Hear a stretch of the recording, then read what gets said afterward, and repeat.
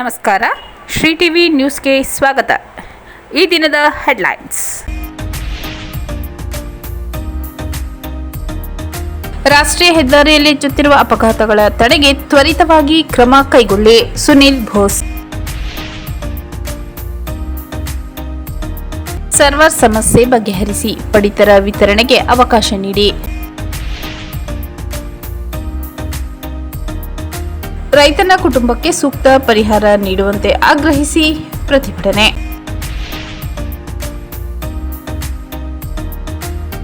ಕರ್ನಾಟಕ ರಾಜ್ಯ ರೈತ ಸಂಘ ಹಾಗೂ ಹಸಿರು ಸೇನೆ ವತಿಯಿಂದ ವಿವಿಧ ಬೇಡಿಕೆಗಳ ಈಡೇರಿಕೆಗೆ ಆಗ್ರಹಿಸಿ ಪ್ರತಿಭಟನೆ.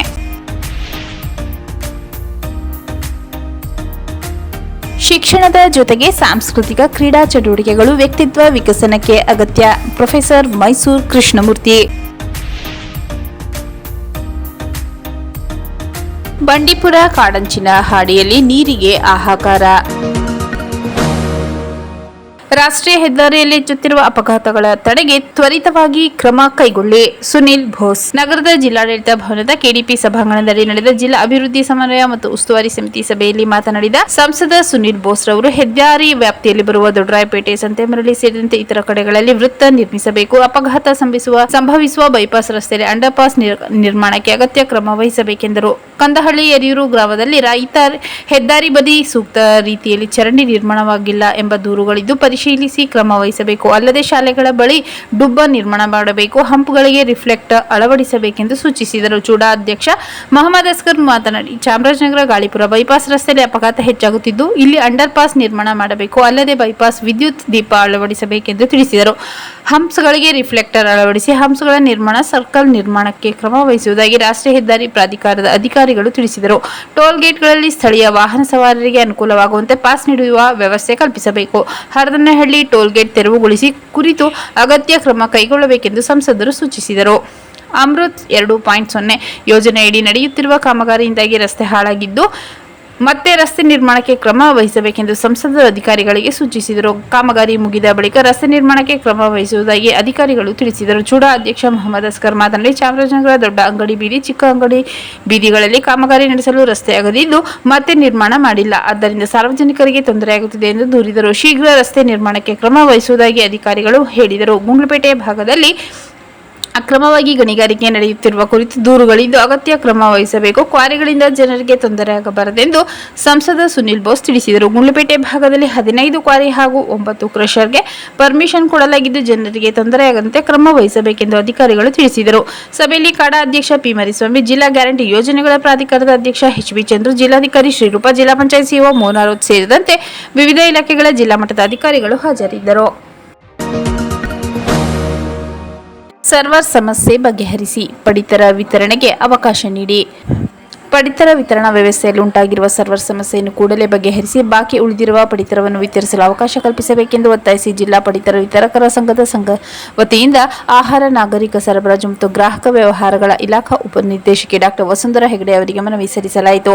ನಗರದ ಜಿಲ್ಲಾಡಳಿತ ಭವನದಲ್ಲಿ ಮನವಿ ಸಲ್ಲಿಸಿದ ಸಂಘದ ಪದಾಧಿಕಾರಿಗಳು ಆಗಸ್ಟ್ ತಿಂಗಳ ಪಡಿತರ ವಿತರಣೆಯಲ್ಲಿ ಕೇಂದ್ರ ಸರ್ಕಾರದ ಆದೇಶದಂತೆ ಆಗಸ್ಟ್ ಮತ್ತು ಸೆಪ್ಟೆಂಬರ್ 2 ತಿಂಗಳ ಪಡಿತರವನ್ನು ವಿತರಿಸಬೇಕು. ಪಡಿತರದಾರರ ಹೆಬ್ಬೆಟ್ಟಿನ ಗುರುತನ್ನು 2 ಬಾರಿ ಪಡೆದು ಪಡಿತರ ವಿತರಿಸಬೇಕಾಗಿರುವುದರಿಂದ ಸರ್ವರ್ ಸಮಸ್ಯೆಯಿಂದ ವಿತರಣಾ ಪ್ರಕ್ರಿಯೆ ವಿಳಂಬವಾಗುತ್ತಿದೆ ಎಂದು ತಿಳಿಸಿದರು.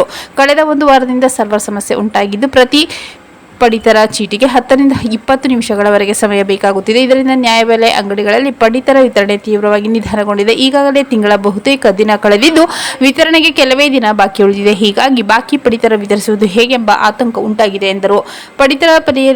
ಪಡಿತರ ಪಡೆಯಲು ಕೂಲಿ ಕೆಲಸಕ್ಕೆ ತೆರಳದೆ ನ್ಯಾಯಬೆಲೆ ಅಂಗಡಿಗಳ ಮುಂದೆ ಗಂಟೆಗಟ್ಟಲೆ ಕಾಯಬೇಕಾದ ಪರಿಸ್ಥಿತಿ ಪಡಿತರದಾರರಿಗೆ ಉಂಟಾಗಿದೆ. ಸರ್ವರ್ ಯಾವಾಗ ಸರಿಯಾಗುತ್ತದೆ, ಪಡಿತರ ಯಾವಾಗ ದೊರೆಯುತ್ತದೆ ಎಂದು ಪಡಿತರದಾರರು ನ್ಯಾಯಬೆಲೆ ಅಂಗಡಿ ಮಾಲೀಕರನ್ನು ಪ್ರಶ್ನಿಸುತ್ತಿದ್ದು ಇದರಿಂದ ವಿತರಕರಿಗೂ ತೊಂದರೆಯಾಗುತ್ತಿದೆ ಎಂದು ಸಂಘದ ಪದಾಧಿಕಾರಿಗಳು ತಿಳಿಸಿದರು.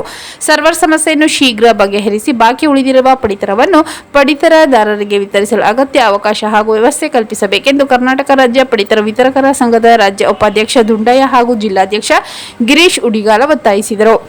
ಈ ಸಂದರ್ಭದಲ್ಲಿ ಜಿಲ್ಲಾ ಖಜಾಂಚಿ ಚೆಂಗುಮಣಿ, ಆರ್ಎಂ ಸಿದ್ದರಾಜ್, ಕಿಟ್ಟಿ, ಹೆಗ್ಗೋಟಾರ ಮಹದೇವಸ್ವಾಮಿ, ವಿನೋದ್ ಹೊನ್ನಳ್ಳಿ, ನಂದೀಶ್ ಹೊಸಳ್ಳಿ ಸೇರಿದಂತೆ ಸಂಘದ ಪದಾಧಿಕಾರಿಗಳು ಉಪಸ್ಥಿತರಿದ್ದರು.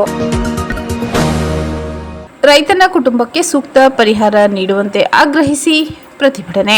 L&T ಮೈಕ್ರೋ ಫೈನಾನ್ಸ್ ಸಿಬ್ಬಂದಿ ಕಿರುಕುಳಕ್ಕೆ ಬೇಸತ್ತು ಆತ್ಮಹತ್ಯೆ ಮಾಡಿಕೊಂಡ ರೈತನ ಕುಟುಂಬಕ್ಕೆ ಸೂಕ್ತ ಪರಿಹಾರ ನೀಡುವಂತೆ ಆಗ್ರಹಿಸಿ ಕುಟುಂಬಸ್ಥರು ಹಾಗೂ ಗ್ರಾಮಸ್ಥರು ಕೊಳ್ಳೇಗಾಲ ಪಟ್ಟಣದಲ್ಲಿ ಪ್ರತಿಭಟನೆ ನಡೆಸಿದರು. ಕೊಳ್ಳೇಗಾಲ ಪಟ್ಟಣದ ಡಾಕ್ಟರ್ ರಾಜ್ಕುಮಾರ್ ರಸ್ತೆಯಲ್ಲಿರುವ L&T ಮೈಕ್ರೋ ಫೈನಾನ್ಸ್ ಕಚೇರಿ ಮುಂದೆ ಜಮಾಯಿಸಿದ ಪ್ರತಿಭಟನಾಕಾರರು ಕೆಲಕಾಲ ಪ್ರತಿಭಟನೆ ನಡೆಸಿದರು. ಫೈನಾನ್ಸ್ ಕಂಪನಿ ಅಧಿಕಾರಿಗಳು ಹಾಗೂ ಸಿಬ್ಬಂದಿ ವಿರುದ್ಧ ಘೋಷಣೆ ಕೂಗಿ ಆಕ್ರೋಶ ಹೊರಹಾಕಿದರು.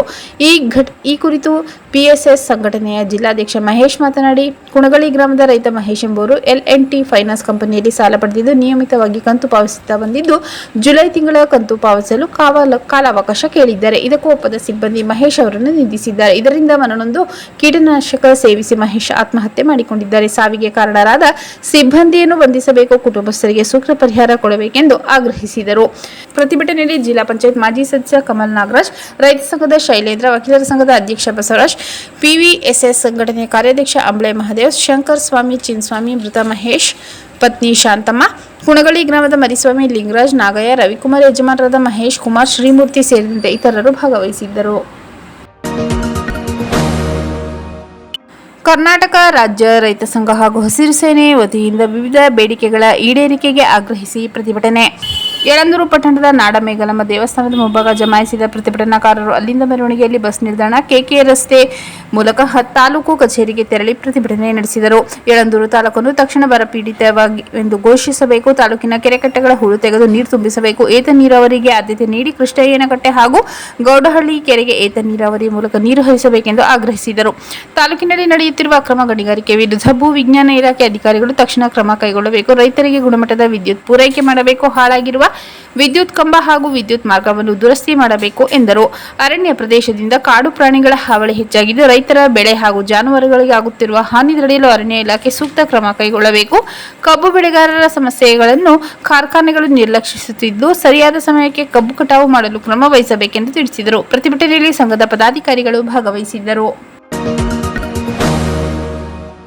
ಶಿಕ್ಷಣದ ಜೊತೆಗೆ ಸಾಂಸ್ಕೃತಿಕ ಕ್ರೀಡಾ ಚಟುವಟಿಕೆಗಳು ವ್ಯಕ್ತಿತ್ವ ವಿಕಸನಕ್ಕೆ ಅಗತ್ಯ. ಪ್ರೊಫೆಸರ್ ಮೈಸೂರು ಕೃಷ್ಣಮೂರ್ತಿ ನಗರದ JSS ಮಹಿಳಾ ಕಾಲೇಜಿನಲ್ಲಿ ಆಯೋಜಿಸಿದ್ದ ಸಾಂಸ್ಕೃತಿಕ ಮತ್ತು ಕ್ರೀಡಾ ಚಟುವಟಿಕೆಗಳ ಉದ್ಘಾಟನಾ ಸಮಾರಂಭದಲ್ಲಿ ಮಾತನಾಡಿದ ಪ್ರೊಫೆಸರ್ ಮೈಸೂರು ಕೃಷ್ಣಮೂರ್ತಿ ಅವರು, ಶಿಕ್ಷಣದಲ್ಲಿ ಪಠ್ಯನಿಷ್ಠ ಮತ್ತು ಪಠ್ಯೇತರ ಎಂಬ ಎರಡು ಪ್ರಮುಖ ಆಯಾಮಗಳಿವೆ.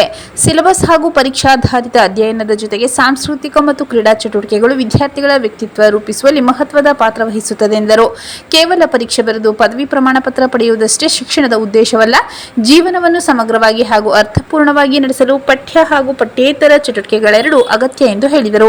ಇತ್ತೀಚಿನ ದಿನದಲ್ಲಿ ಸಾಂಸ್ಕೃತಿಕ ಹಾಗೂ ಕ್ರೀಡಾ ಚಟುವಟಿಕೆಗಳಿಗೆ ಶೈಕ್ಷಣಿಕ ಕ್ಷೇತ್ರದಲ್ಲಿ ಸೂಕ್ತ ಮಹತ್ವ ದೊರೆಯದಿರುವುದು, ಅವುಗಳು ವಾಣಿಜ್ಯೀಕರಣಗೊಳ್ಳುತ್ತಿರುವುದು ಕಳವಳಕಾರಿ ಬೆಳವಣಿಗೆ. ಇಡೀ ಬದುಕನ್ನು ವಾಣಿಜ್ಯೀಕರಣಗೊಳಿಸುವುದರಿಂದ ಸಮಾಜದಲ್ಲಿ ದ್ರೋಹ ಮತ್ತು ಅಪನಂಬಿಕೆಯ ವಾತಾವರಣ ನಿರ್ಮಾಣವಾಗಿ ಮಾನವ ಸಮಾಜ ಹಾಗೂ ಪ್ರಕೃತಿಯ ಅಸ್ತಿತ್ವಕ್ಕೂ ಧಕ್ಕೆಯಾಗಬಹುದೆಂದು ಎಚ್ಚರಿಸಿದರು.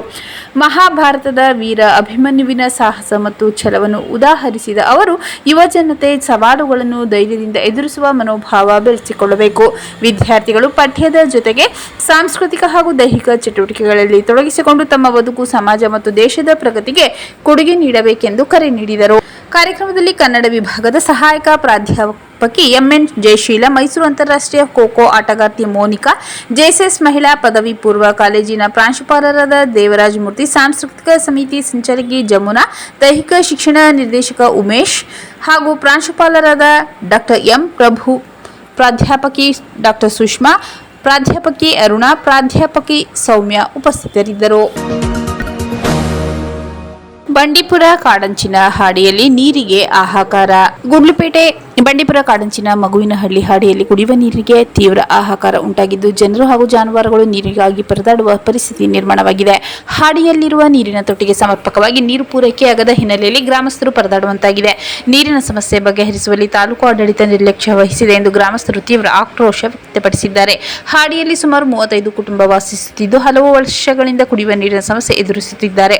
ಗ್ರಾಮದಲ್ಲಿ ಕುಡಿಯುವ ನೀರಿನ ತೊಟ್ಟಿಯಲ್ಲಿ ನೀರು ಸಿಗದ ಸಂದರ್ಭದಲ್ಲಿ ಮಹಿಳೆಯರು ಕೊಡಗಳನ್ನು ಹಿಡಿದು ದೂರದ ಪ್ರದೇಶಗಳಿಗೆ ತೆರಳಿ ತೊಟ್ಟಿಗಳಲ್ಲಿ ನೀರು ತರುವ ಪರಿಸ್ಥಿತಿ ಎದುರಾಗಿದೆ. ಇನ್ನು ಕೆಲ ಸಂದರ್ಭದಲ್ಲಿ ಜಾನುವಾರುಗಳಿಗೆ ಮೀಸಲಿಟ್ಟಿರುವ ನೀರಿನ ತೊಟ್ಟಿಯ ನೀರನ್ನೇ ಜನರು ಕುಡಿಯಲು ಬಳಸಬೇಕಾದ ಪರಿಸ್ಥಿತಿ ನಿರ್ಮಾಣವಾಗಿದೆ. ಒಂದೇ ತೊಟ್ಟಿಯಲ್ಲಿ ಜನರು ಮತ್ತು ಜಾನುವಾರು ನೀರು ಕುಡಿಯುತ್ತಿರುವ ದೃಶ್ಯ ಕಂಡುಬರುತ್ತಿದ್ದು, ಇದು ಗ್ರಾಮಸ್ಥರ ಸಂಕಷ್ಟ ಎತ್ತಿ ತೋರಿಸುತ್ತಿದೆ. ಕಾಡಂಚಿನ ಗ್ರಾಮವಾಗಿರುವ ಮಗುವಿನಹಳ್ಳಿ ಹಾಡಿಯಲ್ಲಿ ಕುಡಿಯುವ ನೀರಿನ ಮೂಲಭೂತ ಸೌಲಭ್ಯ ಕಲ್ಪಿಸುವಲ್ಲಿ ತಾಲೂಕಾಡಳಿತ ವಿಫಲವಾಗಿದೆ ಎಂದು ಗ್ರಾಮಸ್ಥರು ಆರೋಪಿಸಿದ್ದು, ಕೂಡಲೇ ಗ್ರಾಮಕ್ಕೆ ಸಮರ್ಪಕ ಕುಡಿಯುವ ನೀರಿನ ಪೂರೈಕೆ ವ್ಯವಸ್ಥೆ ಕಲ್ಪಿಸಿ ಸಮಸ್ಯೆಗೆ ಶಾಶ್ವತ ಪರಿಹಾರ ಒದಗಿಸಬೇಕೆಂದು ಆಗ್ರಹಿಸಿದ್ದಾರೆ. ಮತ್ತೊಮ್ಮೆ ಮುಖ್ಯಾಂಶಗಳು. ರಾಷ್ಟ್ರೀಯ ಹೆದ್ದಾರಿಯಲ್ಲಿ ಹೆಚ್ಚುತ್ತಿರುವ ಅಪಘಾತಗಳ ತಡೆಗೆ ತ್ವರಿತವಾಗಿ ಕ್ರಮ ಕೈಗೊಳ್ಳಿ. ಸುನಿಲ್ ಬೋಸ್. ಸರ್ವರ್ ಸಮಸ್ಯೆ ಬಗೆಹರಿಸಿ, ಪಡಿತರ ವಿತರಣೆಗೆ ಅವಕಾಶ ನೀಡಿ. ರೈತನ ಕುಟುಂಬಕ್ಕೆ ಸೂಕ್ತ ಪರಿಹಾರ ನೀಡುವಂತೆ ಆಗ್ರಹಿಸಿ ಪ್ರತಿಭಟನೆ.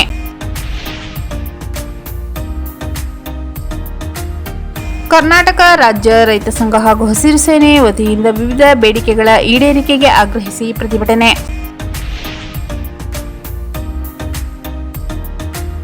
ಶಿಕ್ಷಣದ ಜೊತೆಗೆ ಸಾಂಸ್ಕೃತಿಕ ಕ್ರೀಡಾ ಚಟುವಟಿಕೆಗಳು ವ್ಯಕ್ತಿತ್ವ ವಿಕಸನಕ್ಕೆ ಅಗತ್ಯ. ಪ್ರೊಫೆಸರ್ ಮೈಸೂರು ಕೃಷ್ಣಮೂರ್ತಿ. ಬಂಡೀಪುರ ಕಾಡಂಚಿನ ಹಾಡಿಯಲ್ಲಿ ನೀರಿಗೆ ಹಾಹಾಕಾರ.